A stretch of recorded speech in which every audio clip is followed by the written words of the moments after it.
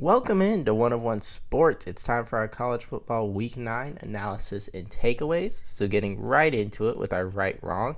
First up is right about Texas A&M and they would beat LSU. So talk about this game a little bit.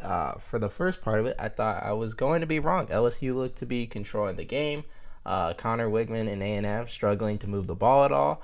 And then LSU makes mistakes, especially in the field goal unit. Like 3 missed opportunities there. Could have been in control of the game. And then A&M switches to Marcel Reed, and A&M pretty much dominates the game from there. Nussmeier ends up throwing a couple interceptions that set up A&M well. LSU's unable to guard Marcel Reed running on the outside. A&M didn't turn the ball over anymore, and ends up winning by 2 scores.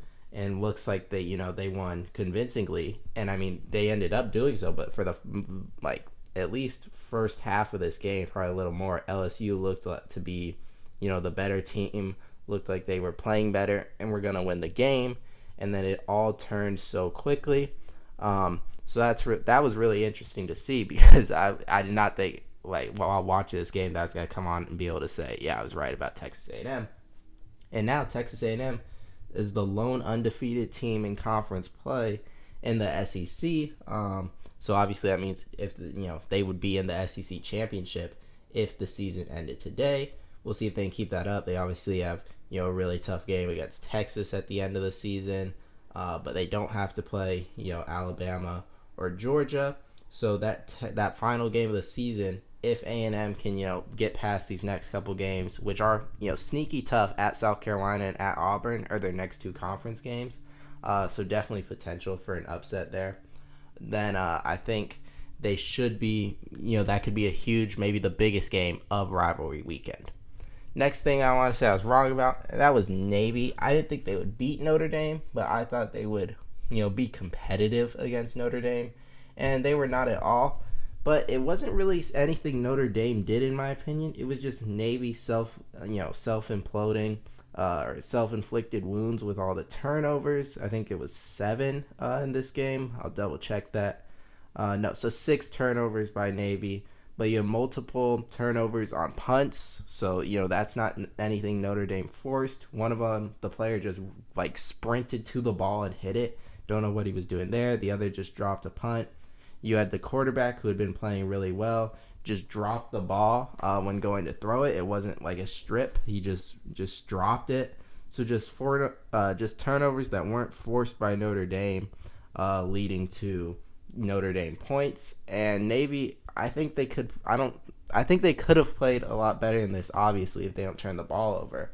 But it was just strange to see because I didn't watch a ton of Navy this year, but obviously they were undefeated, had beaten, Memphis is a pretty good team, and Navy hadn't been a super high turnover team.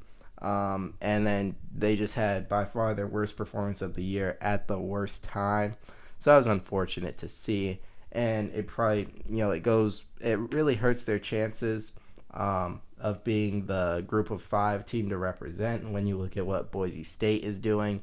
And Navy still having a couple of challenging games with Tulane and Army remaining. So I was wrong about Navy. And then I was right about Alabama bouncing back. Now this one, it's kind of tough because Brady Cook didn't play at all. So Drew Pine in Missouri didn't really pose any threat offensively.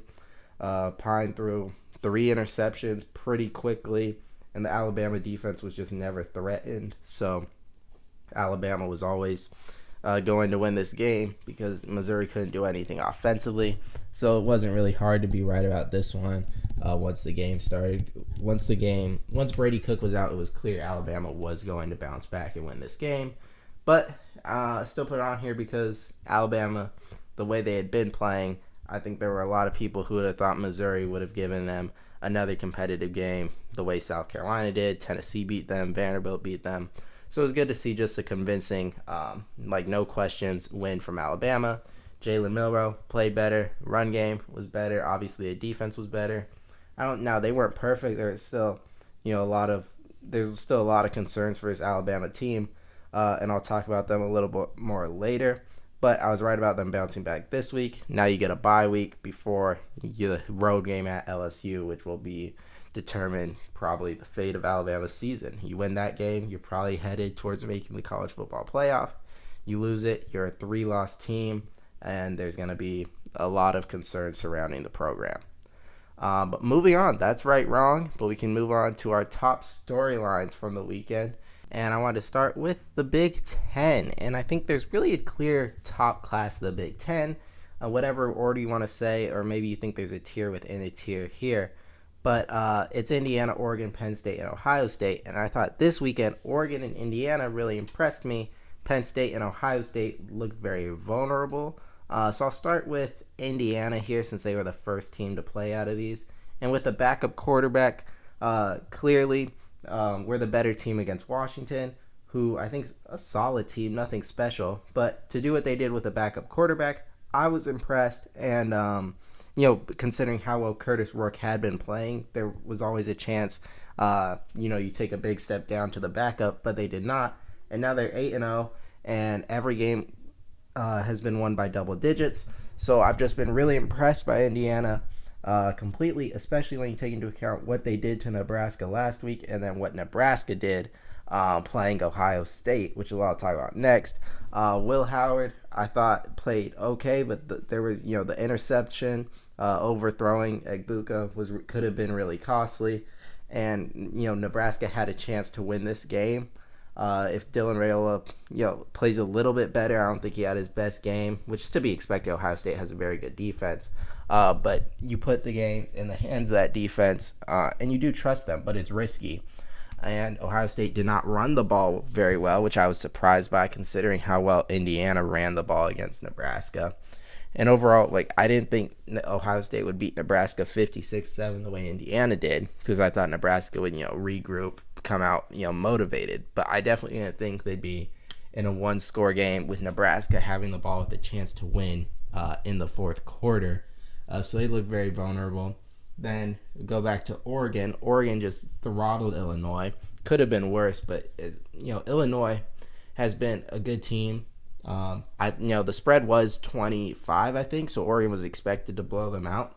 But the way they did it just so quickly, so thoroughly, forcing turnovers, hitting, Dylan Gabriel hitting Tez Johnson or any of the other receivers, or Jordan James hitting runs, or Dylan Gabriel running the ball. They look really dynamic offensively and completely out of Illinois' league. And then finally, Penn State looked vulnerable against Wisconsin, which I kind of expected. But the defense stepped up, got the pick six on Braden Locke. Downside of this game, though, is Drew Aller went out. You have Ohio State next week. And the backup, Prabula, I forget his name, looked fine against Wisconsin. But Drew Aller had been, one of the better quarterbacks in the country this season. You definitely want him against Ohio State. And if he's not able to go, that's a huge blow. So those are the top storylines from the Big Ten. Then I want to talk about these undefeated teams, and you could throw Indiana in here as well, that are still undefeated, and it's time to start taking them seriously. BYU was a team I doubted for a while, but now when you're 8-0, and your toughest game left's probably at ASU, because Utah's been struggling, Kansas isn't very good, Houston's not very good. You definitely could finish the season undefeated. And if you finish the regular season undefeated in the Big 12, I think you should be in the playoff. And then Pitt, who I'm not taking as seriously as I'm taking BYU, just because I haven't been impressed with Pitt as I have been with BYU. And I think there's a lot of games that I thought Pitt just kind of got lucky, like the Cincinnati game, the West Virginia game. Even, North Carolina and Cal could have gone the other way. But maybe they're peaking at the right time. You just crushed Syracuse 41-13. Now, albeit that's mostly because Kyle McCord was just throwing interceptions every play, half of which are pick sixes. But you have big test this weekend at SMU. Now, you guys might not think it's a big game, Pitt, SMU, but both teams are undefeated in ACC play. This is basically an elimination game because Miami and Clemson both have a big chance of going undefeated in conference, especially Miami. And Pitt will play Clemson later on this year. So, even if they beat SMU, they'll have another huge test. But this will go a long way towards determining if Pitt is, a playoff contender, how they do this weekend on the road against SMU. And I do think we have to take them somewhat seriously. Not like, oh, Pitt's, legit like a top 10 team, but just you can't ignore them anymore, which I kind of had been doing. And finally, I think the group of 5 race is getting interesting. Boise State, I think, definitely seized control this weekend, beating UNLV, who was their top competitor in the Mountain West. Then Navy went down in the American, and had they beaten Notre Dame, they would have seized control. So given Navy went down and the way they went down, it wasn't competitive. And then Boise State able to take control of the Mountain West, puts them in front. But Army, I think you guys still got to look out for it. They're undefeated. They have opportunities like a Notre Dame game as well. And then Tulane, yes, they have 2 losses, but they're to Kansas State and Oklahoma, who are not bad teams. And they've just been, winning since then pretty convincingly. And if they win out and are 10-2 and win the American, there's a chance if Boise State slips up, Tulane could become the group of 5 team to represent. I did pick Tulane in the preseason. So, I'm kind of rooting for that to be right. But those are my biggest storylines from the weekend. So now we can talk about a few other games. So some other games from the weekend I thought were worth mentioning. First, I think Texas beating Vanderbilt by 3 points was a pretty good game. I thought Texas was going to win by more, but Vanderbilt continues to just show so much fight, take games down to the wire against these top teams. And they're only 5-3. They'll probably drop out of the AP top 25. I kind of think they should still be there. Yes, they lose to Georgia State, but their other losses at Missouri in double overtime in a game, if you watched it, Vanderbilt definitely could have won. Missouri got lucky to survive that one. You beat Alabama, you beat Kentucky, and then you lose to Texas by 3 points. They're actually a good team, so I'm not like super disappointed. Texas, Vanderbilt is a pretty good football team, and Texas is coming off a really brutal loss to Georgia. So having to go on the road against a good football team and being able to win, I don't think it's the worst thing, most disappointing thing in the world. And now you get your bye week before this finishing stretch of Florida, Arkansas, Kentucky, A&M. Then Ole Miss, Oklahoma. Oklahoma put a scare into Ole Miss fans in the first half of this game, winning at halftime. They then get shut out in the second half. I do think Jackson Arnold's playing better than Hawkins and better than he was earlier in the year, like himself, that is. But the offensive line still has a ton of issues. They're missing all their best receivers. So they're ravaged by injuries, and the offensive scheme's not the best. So I was surprised they were even winning at halftime. So it's impressive to me that they're still showing fight. But, yeah, not a very good team. Then Miami rolls FSU, as was to be expected. Cam Ward's streak of 300-yard games and 250-yard games actually snaps shockingly against Florida State, who's probably the worst team he's played so far. So that was surprising to see, but it didn't matter because Miami won by a lot. And then Kansas State over Kansas, late game, actually really important. Really important for the Big 12 race. Kansas had a 1-point lead in the fourth quarter. Kansas State's able to get a field goal, ends up winning the game. If they had gone down, that would have kind of set up. It would look like BYU and Iowa State would would be heavily favored to make the Big 12 title. And Colorado's in there as well. Kind of a 4-team race that Kansas State was able to stay in by coming back and beating Kansas.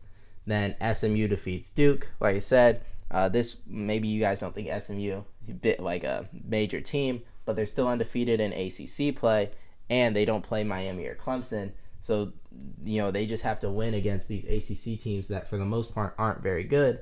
But we just saw this game went to, I think, double overtime, was it? No, maybe first overtime. SMU wins 28-27. Duke goes for 2, doesn't get it. So SMU survives, and, every week they survive in the ACC. Sets them up to make the ACC title game, where if they win that game, they'll be in the college football playoff. So you got to acknowledge it. Colorado beats Cincinnati, remains in the Big 12 race, and Colorado's they're just good. Something switched because early in the season, the North Dakota State game, the Nebraska game, this team was not as good as they are now, but they've improved a lot over the course of the season and now are legitimately a good team. TCU beats Texas Tech, which was big.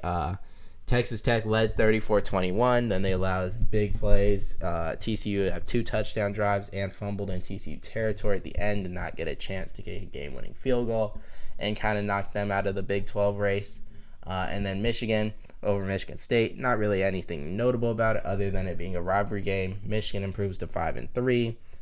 Started, mixed up quarterbacks again this game. The offense still struggled a lot, but defense stepped up for some turnovers. Offense made just enough plays, and they were able to beat Michigan State to improve to 5-3. So our final takeaways from the weekend.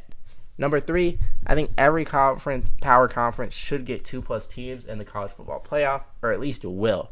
Because the SEC, I think a lot of people had getting a ton of teams in, but now when I'm looking at it, Georgia, yes, I think it's in. Texas, yes. A&M, maybe. LSU or Alabama, I feel like it's one or the other. And then Tennessee, potentially. So I could see a max of 5 still being available, but I think more likely is 4. I don't think because A&M or Texas is going to get a loss, at least one more. Tennessee, maybe they win out, maybe they don't. And then you get Alabama or LSU. So maybe you get 4. The Big Ten, I think you're looking at 3-ish. Maybe you get all 4 of those top teams. But the Big 12 with 2 undefeated teams still, I think Iowa State and BYU are set up pretty well to make it, and Kansas State could still get in there. And then the ACC, I think Miami and Clemson should get in. So I think you're looking at every power conference getting at least 2 teams in the playoff. Then number 2, I think Alabama's still the 3rd most dangerous team in the SEC. With A&M, I thought they were more dangerous when Connor Wigman was their quarterback because we saw the upside he has against Missouri. But I think they're probably going to roll with Marcel Reed from here on out, I would imagine, which I think they'll be a very good team, more consistent, but not as dangerous, right? They don't have the upside they did. If Wigman played his best game, they could be really scary. Reed right now, I don't think he's on that level where if he has his best game, the A&M is, incredibly dangerous. They'll just be very good. So I think Alabama is more dangerous than them and not as dangerous as Georgia. And I would have them behind Texas as well. But I think more dangerous than LSU. I know they lost to Tennessee, but I think they're more dangerous than Tennessee because we still haven't seen Tennessee's offense look great against good competition. Finally, I think there could be chaos in these conference titles. You look at the ACC, where I think it's the most realistic probably. I expect Miami and Clemson to win the rest of the games, and if SMU gets by Pitt this next weekend, they are set up with a very easy schedule. Could easily have 3 undefeated teams in ACC play, adding controversy there to who goes to the title game. The Big Ten, don't think it's as likely because Penn State and Indiana would have to both beat Ohio State. But if they were to do so, you could run the risk of Oregon, Penn State, and Indiana all being undefeated in conference play. And then the Big 12 year is going to get an exciting finish with those with Kansas State having to play Iowa State. So you'll get exciting games, see who's making it into the conference championship, which is what you want to see. And then the SEC, right now, Texas A&M is leading the conference.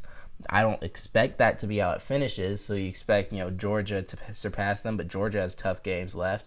Texas has to play A&M, so we should get an exciting finish there as well. So I think these final races for who makes the conference title games and gets the chance to secure a berth in the college football playoff could be chaotic and could be a lot of fun. That's my final take for the weekend. I thank you all for watching. Make sure to leave a like, subscribe. Until next time.